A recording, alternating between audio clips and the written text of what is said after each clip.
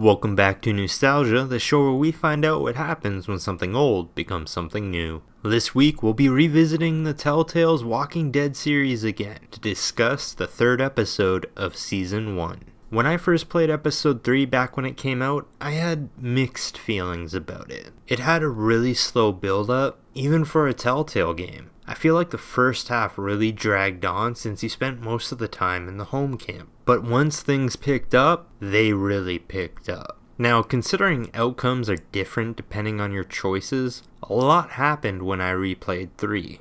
By the end of this episode, 3 characters were dead, and a 4th was left in the middle of nowhere after they made a terrible decision. As mentioned in the previous episodes, the graphics are absolutely beautiful and smooth. I just wish I could say the same about the controls. There's a moment in this episode where there's a pretty intense, well, what's supposed to be pretty intense, shootout. The shootout was awful. In situations like this, you can really tell how rough the gameplay can be for the Telltale games, at least the older ones. I think replaying this, I really realized something. It's always felt that the developers were more concerned about the narrative rather than the gameplay. Now, I could definitely be wrong about this statement. Another thing to keep in mind is that the stories they created through games like these, I absolutely love. The thing is, it's difficult to be drawn into a story and be absolutely hooked when you're getting frustrated over poor control designs and bugs in the game. I think one of the issues over the years was that the studio sort of bit off more than they could chew. They were working on so many projects that,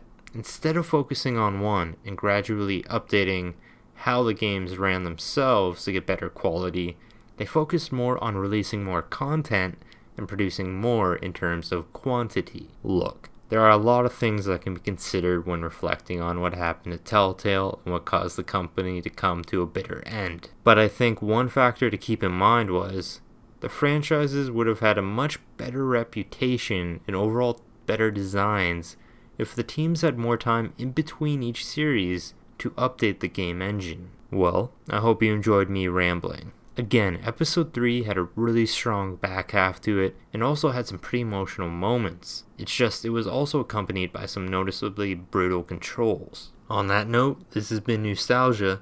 Stay tuned for next time.